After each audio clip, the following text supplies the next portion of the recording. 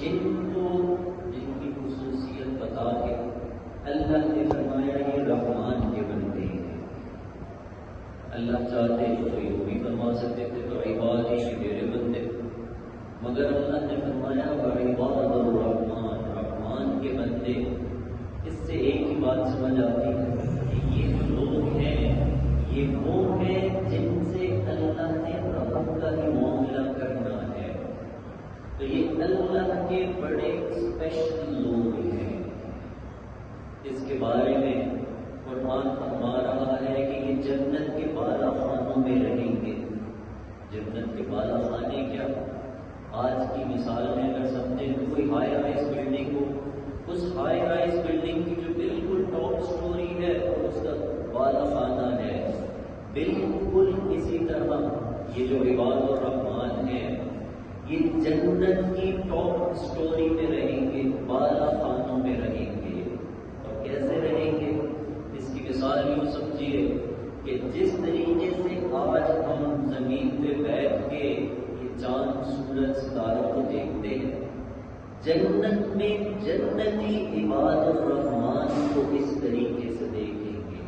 تو جنتی عباد الرحمان کے درجے اتنے بلند ہوں گے کہ عام جنتی عباد الرحمان کو اس طرح دیکھے گا تو پتہ چلا کہ یہ اللہ کے بڑے اسپیشل گیسٹ ہوں گے. تو ان میں سے آج کی اس مجلس میں ایک صرف ذکر کرنے کا ارادہ ہے. اللہ تعالیٰ فرما رہے ہیں وَإِذَا مَرُّوا بِاللَّغْوِ مَرُّوا كِرَامًا، کہ جب یہ کسی لغو یعنی بات سے گزرتے ہیں مَرُّوا كِرَامًا، شرافت سے گزر جاتے ہیں. یہ دیکھنے میں ایک معمولی سی بات نظر آ رہی ہے، اللہ کے نزدیک یہ معمولی بات نہیں ہے. لایانی چیزوں سے بچنا اتنا زبردست عمل ضرور کہ اللہ ایسے بندے کو اپنے عباد الرحمان میں شامل فرما رہے ہیں. ترمذی شریف کی روایت ہے، نبی علیہ السلام نے ارشاد فرمایا کہ انسان کے اچھے اسلام کی نشانی یہ ہے کہ وہ لایانی لغو چیزوں سے بچتا ہے. ایک مرتبہ حضرت عبداللہ ابن مسعود رضی اللہ عنہ ایک جگہ سے گزر رہے تھے تو اس میں یہ لایانی چیزیں چل رہی تھیں، لایانی مجلس تھی. تو کسی نے دیکھا کہ وہ کنارہ کشی اختیار کرتے ہوئے نکل گئے. تو یہ سارا معاملہ نبی علیہ السلام کو جا کے بتایا. اللہ کے نبی نے فرمایا عبداللہ ابن مسعود نے شرافت کے ساتھ صبح کی، شرافت کے ساتھ شام کی ہے. تو دیکھیے قرآن پاک سے پتہ چل رہا ہے، نبی علیہ السلام کے مبارک ارشادات سے پتہ چل رہا ہے کہ یہ جو لغو کام ہے ان سے بچنا ایک کرنے والا عمل ہے. یہ لغو کام ہوتا کیا؟ حضرت حسن بصری سے کسی نے پوچھا، کسی آیت کے زمرے میں پوچھا کہ یہ لغو کام کون سے ہوں گے؟ انہوں نے کہا کہ ہر وہ چیز جس میں گناہ کا شائبہ ہو یہ لغو کام، لغو محفل کہلائی جائے گی.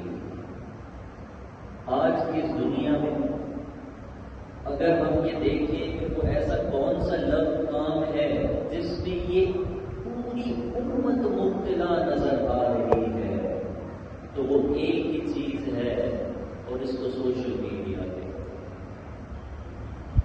کہ پوری امت اس سوشل میڈیا کے فتنے میں مبتلا ہو چکی اور زبردست طریقے سے مبتلا ہو چکی کہ پتہ نہیں چل رہا کہ اس میں سے ان کو گناہوں سے بچانا کیسے ہے. یہ آج کے زمانے کی لغو بات جو آج کے زمانے میں اس سوشل میڈیا کے گناہوں سے بچ رہا ہے، عباد الرحمان میں 100% داخل ہو رہا ہے. دیکھیے یہ سوشل میڈیا کی اچھی باتیں بھی بہت ہے، یہ زبردست ذریعہ ابلاغ ہے جس کو میس کمیونیکیشن کہا جائے کہ آج ابھی ایک میسج کرے 7 ریاضوں میں وہ میسج 1 سیکنڈ میں پہنچ رہا ہے. تو علماء نے اس کی توجیہ بھی پیش کی کہ یہ کام تو مناسب ہے، ٹھیک بھی ہے، اور اس کی توجیہ یہ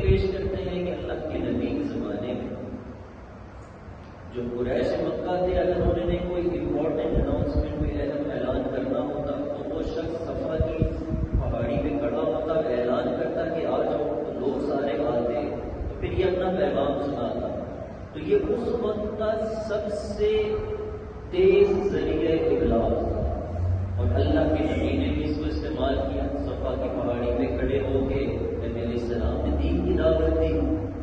تو علماء یہ توجہ پیش کرتے ہیں کہ اگر آج بھی کوئی اس ذریعہ ابلاغ کو استعمال کرے گا، جو آج کا سب سے مؤثر ذریعہ ابلاغ ہے، تو اس میں کوئی برائی نہیں۔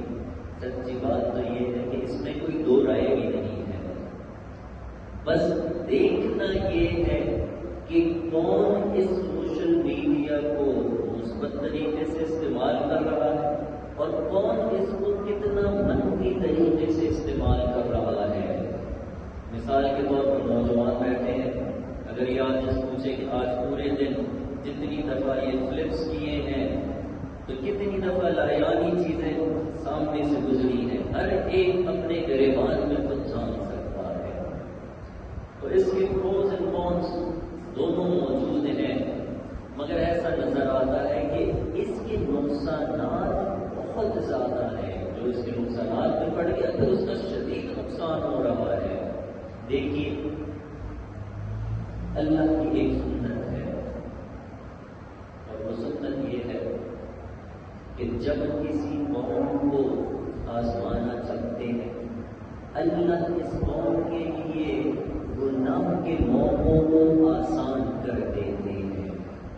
اس کی دو مثالیں قرآن پاک سے سورہ اعراف میں واقعہ درج ہے کہ جب یہود کو اللہ نے آزمانا چاہا تو ہفتے والے نے پابندی لگائی کہ کوئی مچھلی کا شکار نہیں کرتی، مگر قوم کو آزمانا تھا، تو جب آزمانا تھا تو گناہ کا موقع آسان ہوا۔ ہفتے والے دن خوب مچھلی آتی اور باقی دنوں میں مچھلی کم ہوتی۔ تو اس یہود قوم نے ایک ہیلا تلاش کیا کہ یہ جمعے کو جال بچھا دیتے تھے اور اتوار کی صبح وہ جال نکالتے تھے اور کہتے تھے کہ ہم نے کوئی شکار نہیں کیا، مگر یہ تو اللہ کی طرف سے آزمائش تھی۔ اس آزمائش میں یہ فیل ہوئے ہیں، اللہ نے ان سب کو بندر بنایا ہے، بندر بنا کے ہلاک کیا ہے۔ تو ایک بات جو سمجھ آتی ہے، جب اللہ کسی قوم کو آزماتے ہیں اس کے لیے گناہ کا موقع آسان کر دیتے ہیں۔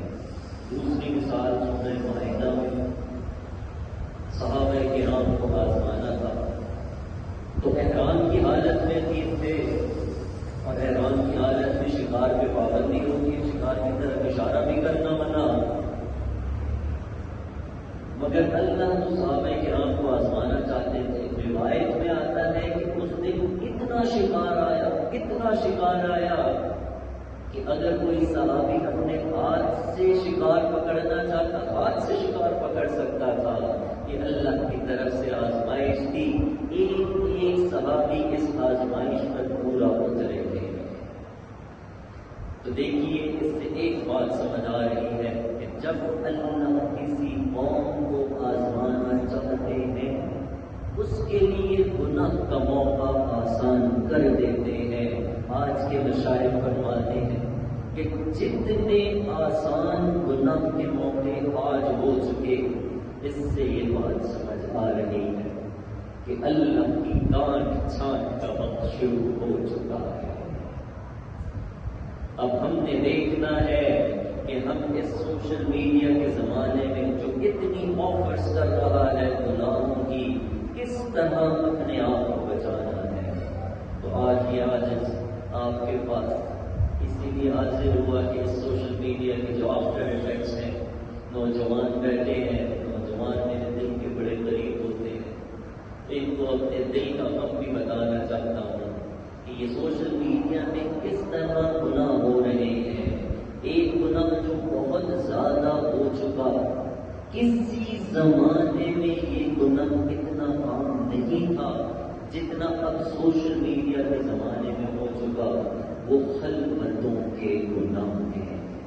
آج سے 25 سال پہلے بھی اگر کسی کو گناہ کرنا ہوتا تو جانا پڑتا، اس کو کہیں باہر نکلنا پڑتا، تو پلاننگ کرتا تو پھر کوئی گناہ ہوتا۔ آج کا نوجوان گھر کے اندر کمرے کے اندر بیٹھا ہے اور گناہ کی دعوت موجود ہے، موبائل نکالے اور گناہ کر رہا ہے۔ یہ خلوتوں کے گناہ ہے۔ ابن ماجہ کی حدیث سنتے جائیے، ایسا لگتا ہے اللہ کے نبی نے یہ حدیث آج کے مسلمان کے لیے کہی تھی۔ نبی علیہ السلام نے فرمایا میں ان لوگوں کو جانتا ہوں جو تہامہ پہاڑ کے برابر نیکیوں کو لائیں گے، اللہ ان کی نیکیوں کو ہوا میں اڑا دے گا۔ صحابہ کرام نے کہا اللہ کے نبی تہامہ پہاڑ کے برابر نیکیاں لائیں گے اور اللہ سب نیکیوں کو اڑا دے گا، یہ کیا کام کرتے ہوں گے؟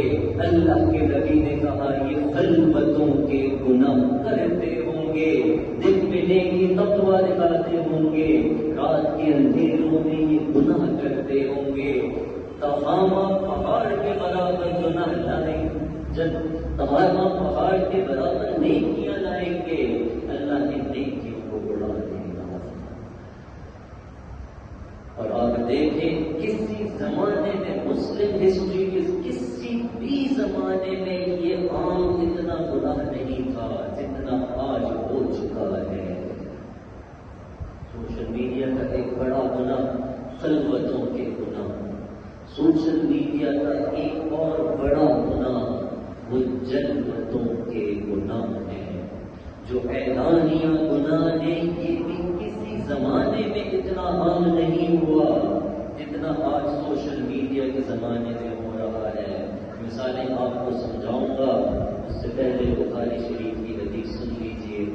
نبی علیہ السلام نے ارشاد فرمایا میری امت کے گناہوں سے درگزر کیا گیا ہے سوائے اعلانیہ گناہ کرنے والے کے۔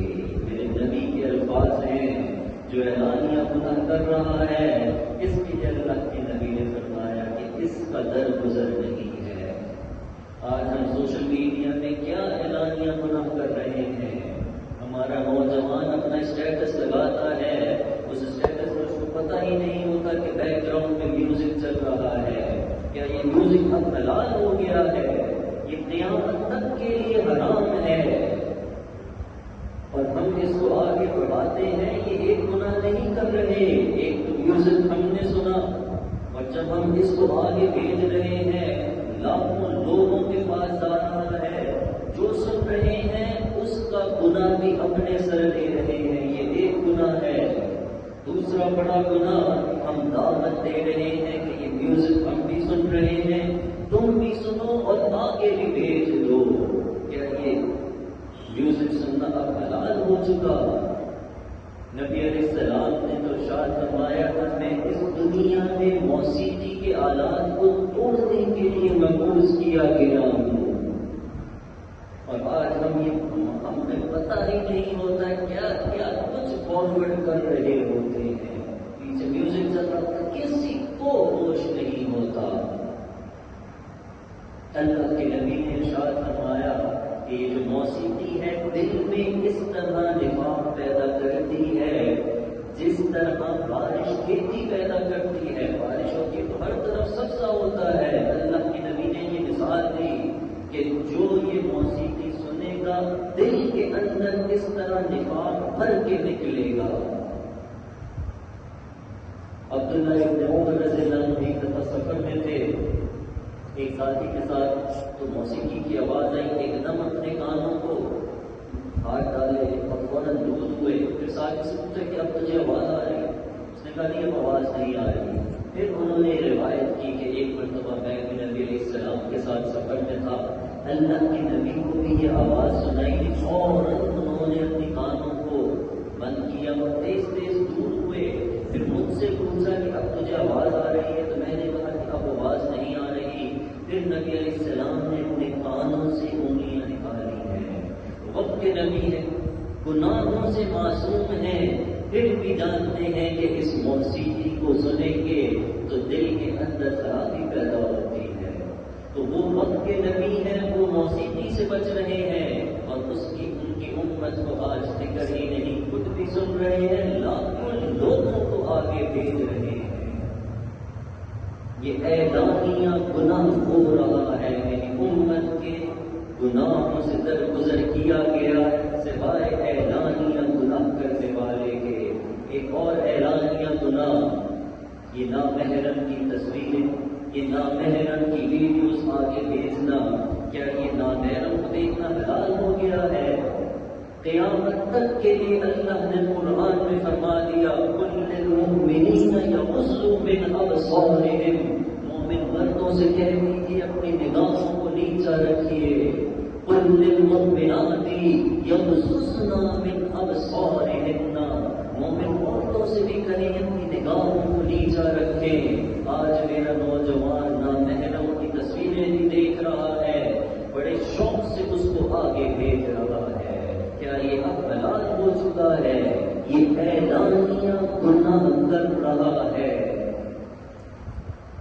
تو دیکھیے سوشل میڈیا کے زمانے میں ایک بڑا جو گناہ بہت عام ہو چکا، وہ خلوتوں کے گناہ ہیں، جلوتوں کے گناہ ہیں. ایک تیسرا گناہ جو بہت عام ہو چکا، یہ بھی وہ گناہ جو کسی زمانے میں اتنا عام نہیں جتنا اب ہو چکا ہے، وہ بحث و مباحثہ ہے.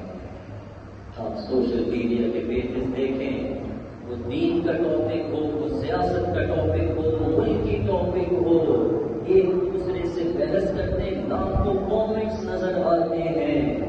اللہ کے بندو، یہ امت ویسے ہی بگڑ چکی اور کتنا اس کو بکھیرنا ہے کہ یہ اپنی نفرتیں پیدا کر رہی ہیں، بحث مباحثہ کر رہی ہیں.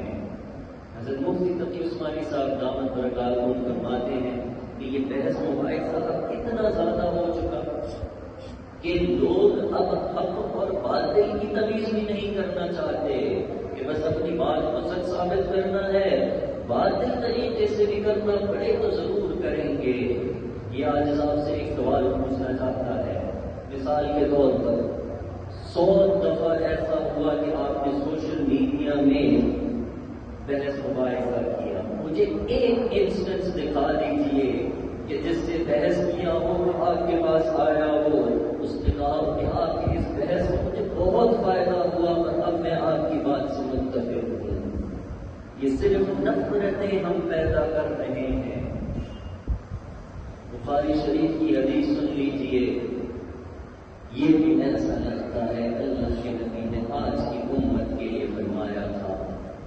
حضرت عمر بن العاص رضی اللہ عنہ راوی ہے، فرماتے ہیں کہ ایک مرتبہ نبی علیہ الصلوۃ والسلام نے مجھ سے فرمایا کہ اے عبداللہ بن عمر، تیرا اس وقت کیا حال ہوگا جب دنیا میں صرف ناکارہ لوگ رہ جائیں گے.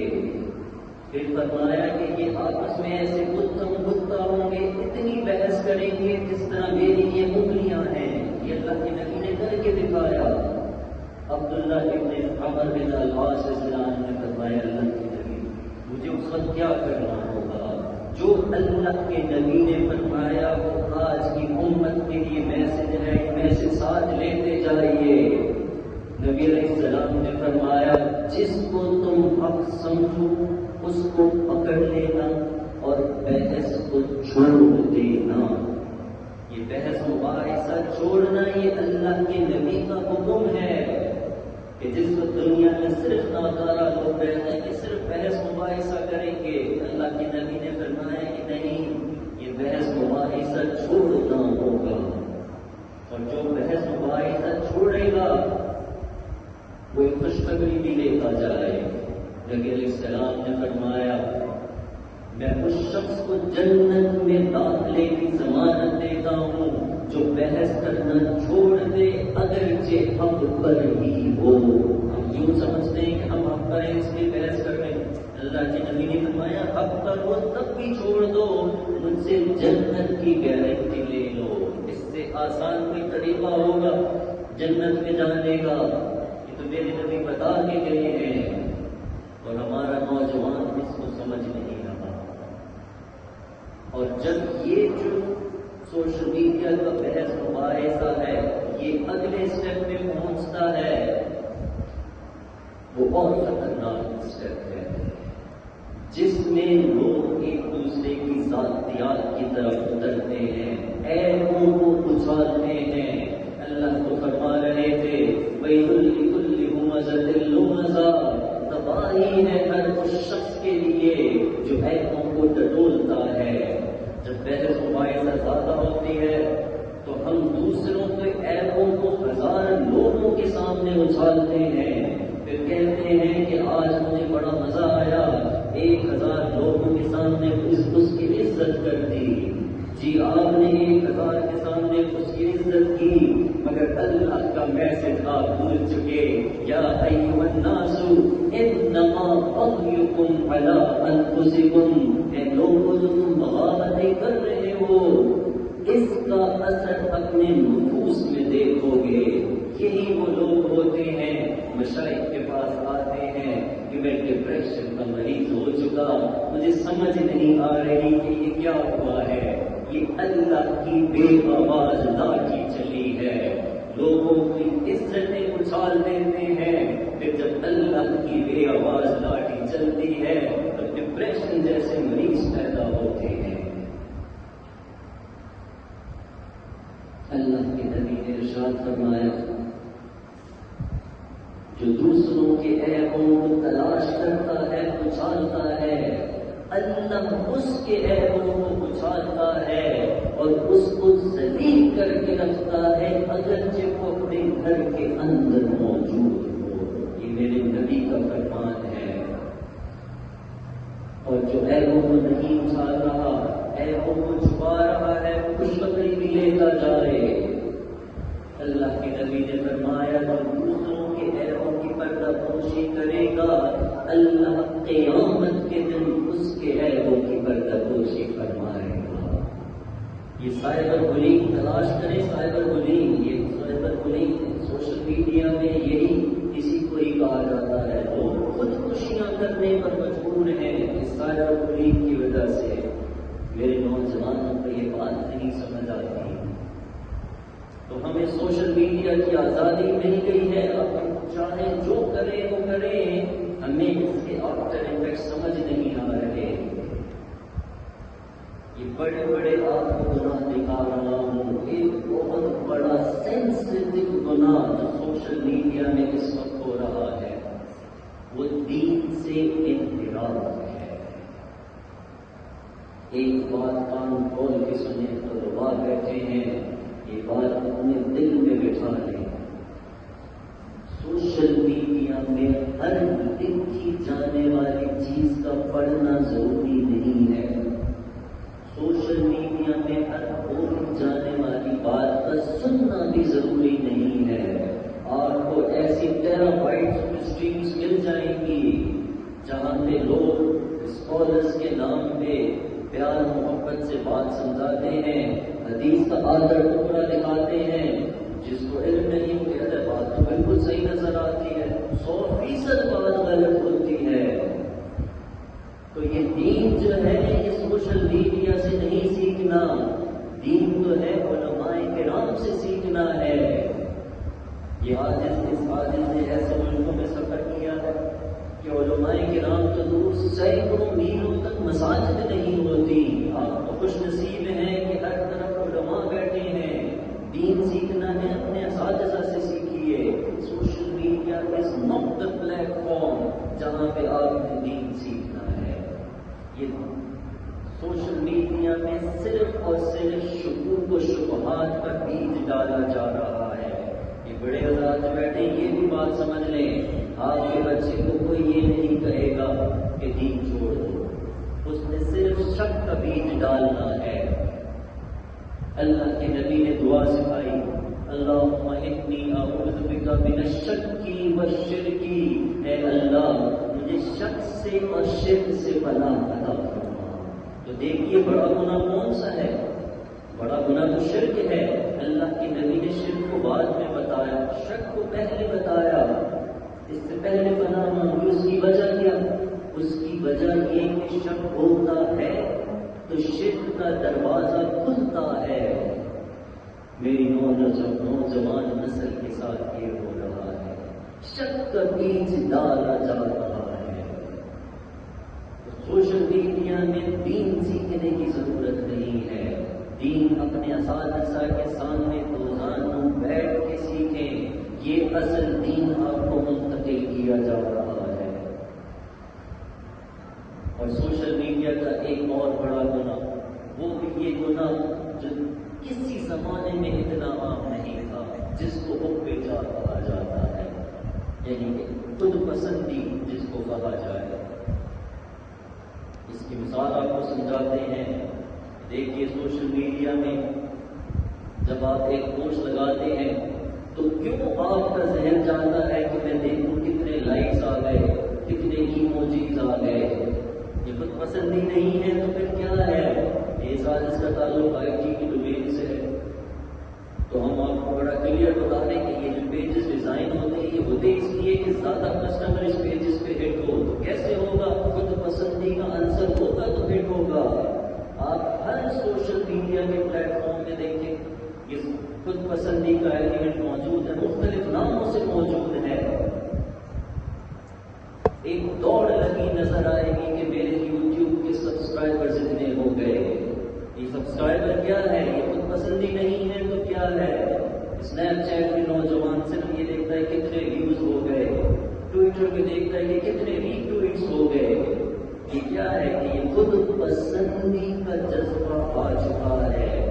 یہ تھمز اپ، یہ ہارٹ کی ایموجیز، بار بار اس کو دیکھنا، ہمیں پتہ ہی نہیں کہ ہم خود پسندی کا شکار ہو چکے ہیں۔ نبی علیہ السلام کی حدیث سنتے جائیے۔ اللہ کے نبی نے فرمایا کہ ایک شخص اپنے آپ کو دوسروں سے بہتر سمجھتا رہتا ہے حتیٰ کہ ایک وقت آتا ہے اللہ کے ہاں نافرمانوں میں لکھ دیا جاتا ہے۔ تو یہ بڑا گناہ سوشل میڈیا میں ہو رہا ہے۔ کسی کو اگر کوئی بات سمجھ نہیں آ رہی تو یہ کہتا ہے کہ مجھے تو سائنس کی بات سمجھ آتی ہے، تو ہم آپ کو سائنٹیفک پروف بھی بتا دیتے ہیں کہ آج کی سائنس کیا کہہ رہی ہے۔ Human behaviour and emerging technologies کے نام سے ایک جرنل ہے۔ یہ جرنل ریسرچ میں پیپر میں لکھتا ہے 15 سے 16 سال کے نوجوان بچوں پر ریسرچ کی۔ وہ بچے جن کا اسکرین ٹائم بہت زیادہ ہے، موبائل بہت دیکھتے ہیں۔ یہ لکھتا ہے کہ ہم نے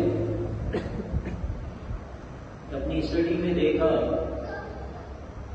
کہ جو بچے زیادہ اسکرین ٹائم استعمال کر رہے ہیں ان کے اندر ہم نے 3 بڑی تبدیلیاں دیکھ لی ہیں۔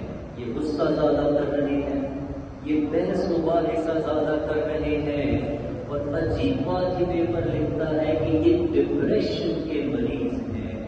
اللہ اکبر! 15-16 سال کا بچہ ڈپریشن کا مریض ہے۔ یہ والدین کے لیے آئی اوپنرز ہیں۔ کچھ اس کے ساتھ ہو رہا ہے، سوشل میڈیا کر رہا ہے۔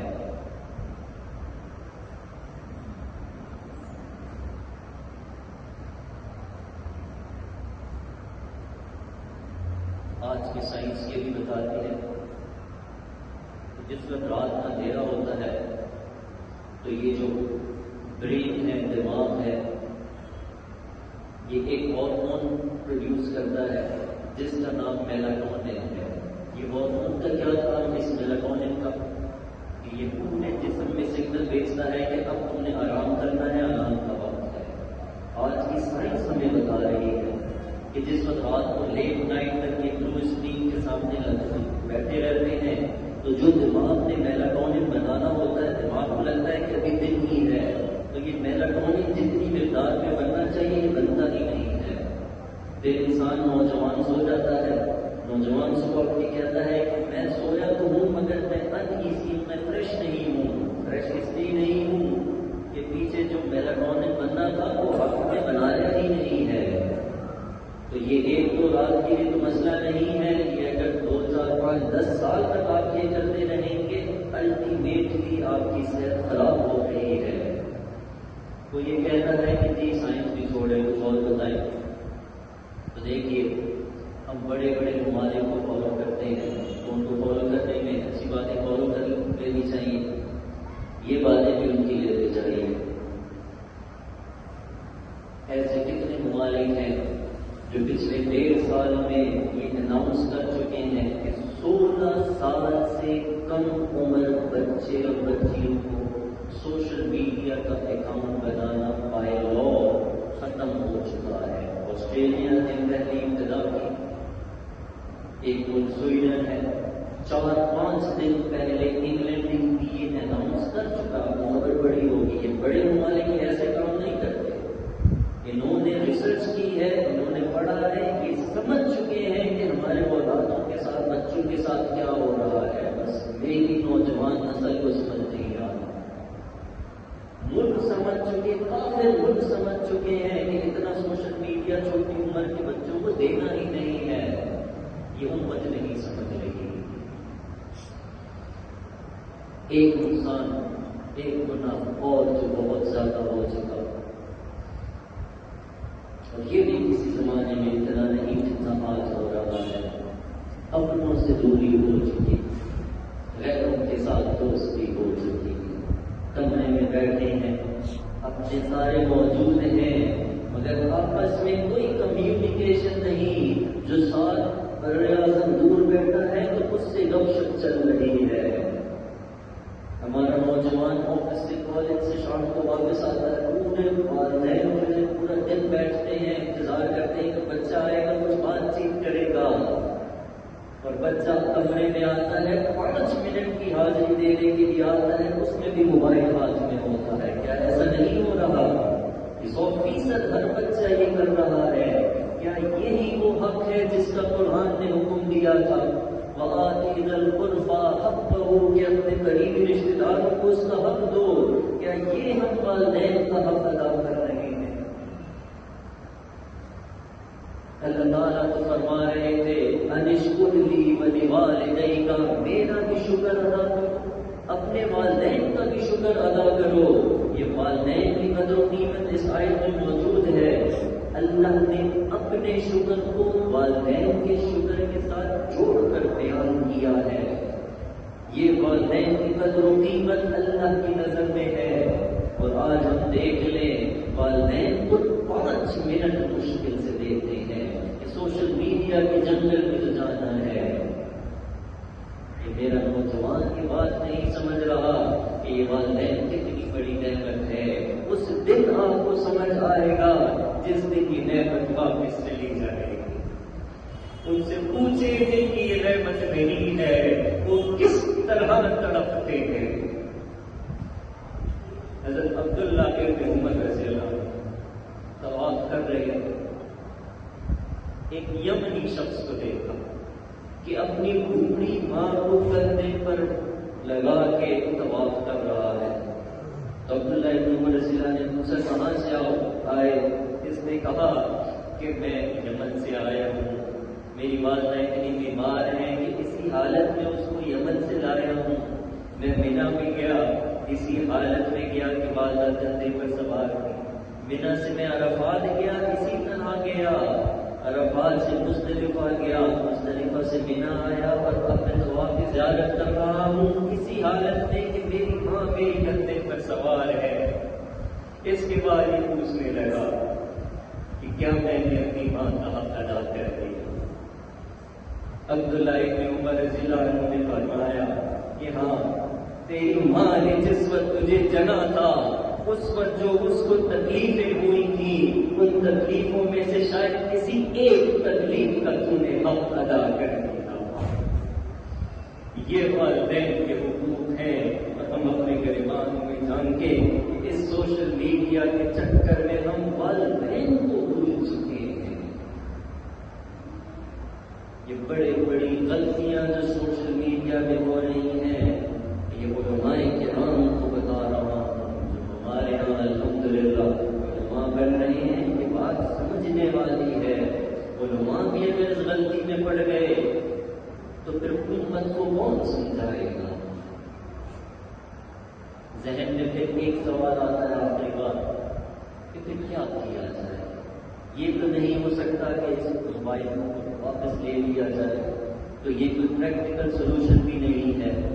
یہ بھی نہیں ہو سکتا کہ والدین بچوں کو ہوم اسکولنگ شروع کرا دیں، انہوں نے اسکول بھی جانا ہے، کام بھی کرنا ہے، کاروبار بھی کرنا ہے، سب کام بھی کرنا ہے، تو پھر کیا طریقہ ہے اس سے بچنے کا؟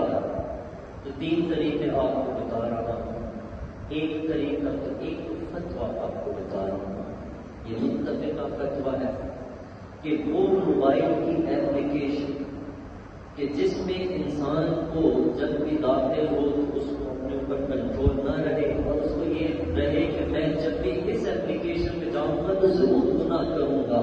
یہ متفق کا فتویٰ ہے کہ اس ایپ کا ان انسٹال کرنا ضروری ہے اس ایک شخص کے لیے. دوسری بات، بزرگ حضرات بیٹھے ہیں، ان کو مشورہ دے رہا ہوں کہ دیکھیے گھر کے اصول آپ حضرات نے بنا رہے ہیں. گھر کا ایک اصول بنا لیا، 24 گھنٹوں میں 1 گھنٹے کا اصول بنائے کہ ایک باسکٹ بنا لیں. سارے گھر کے ممبرس اپنا موبائل اس باسکٹ میں رکھ دیں، 1 گھنٹے کے لیے رکھ دیں. یہ آج ایسی فیملیز کو جانتا ہے جنہوں نے اس کو پریکٹس کی اور وہ خود کہتے ہیں ہم 24 گھنٹوں میں اس 1 گھنٹے کا انتظار کرتے ہیں کہ اب ہم بہن بھائی آپس میں محبتیں شیئر کر رہے ہیں، ہم والدین کے ساتھ بیٹھ رہے ہیں، تو وہ جو محبتیں ختم ہو چکی تھی وہ واپس آ رہی ہیں. اور ایک مشورہ قرآن پاک سے لے لیتے ہیں. اللہ تعالیٰ قرآن میں فرما رہے ہیں یا ایھا الذین آمنوا اتقوا اللہ، اے ایمان والوں تقوی اختیار کرو، گناہوں سے بچو. یہ میں نے بڑے بڑے آپ کو گناہ دکھائے ہیں جس میں ہر کوئی مبتلا ہو رہا ہے، تو اللہ فرما رہے ہیں گناہوں سے بچنا ہے. تو قرآن پاک کی ایک ترتیب جب حکم دیا ہے تو آگے سلوشن بھی دے رہے ہیں. وَكُونُوا مَعَ الصَّادِقِينَ، سچوں کے ساتھ ہو جاؤ، نیک لوگوں کے ساتھ ہو جاؤ، اللہ والوں کے ساتھ ہو جاؤ. اپنی اولادوں کو اللہ والوں کا دامن پکڑا دیجیے. وہ خود ان کے پیچھے چلتے چلتے اللہ والے نہ بھی بنے، ان کے ساتھ چلتے چلتے اپنے ایمان کی حفاظت کرتے رہیں گے. ایک آخری واقعہ سنا کے بعد مکمل کر رہا ہوں.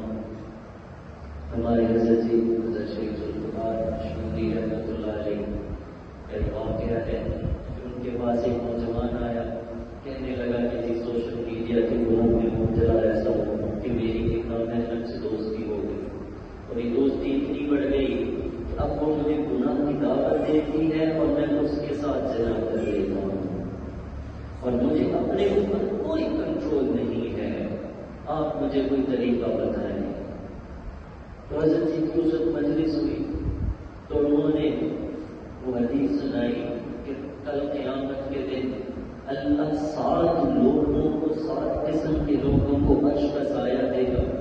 اس وقت دے گا جس وقت اور کوئی سایہ نہیں ہوگا. ان میں سے ایک شخص وہ ہوگا جس کو کسی ذی بچی عورت نے گناہ کی دعوت دی ہو اور وہ آگے سے کہہ دے انی اخاف اللہ، میں تو اللہ سے ڈرتا ہوں. یہ شخص بھی اس سائے تلے ہوگا. تو یہ شخص چلا گیا. کچھ عرصے بعد حضرت جی کو میسج آیا کہ آپ کی مجلس میں تھا، یہ حدیث سنی تھی، آج مجھے اس عورت کی طرف سے دعوت آئی ہے کہ گھر میں کوئی نہیں، آ جاؤ. تو دل بھی چاہ رہا ہے مگر یہ بڑا موقع ہے کہ عرش کا سایہ مل جائے. میرا دل چاہ رہا ہے میں کوئی الفاظ ادا کر کے اس کو جواب دوں تاکہ کل عرش کا سایہ کا مستحق بن جاؤں. مجھے وہ عربی کے الفاظ بتا دیجیے. اتنی اخاف اللہ، میں تو اللہ سے ڈرتا ہوں.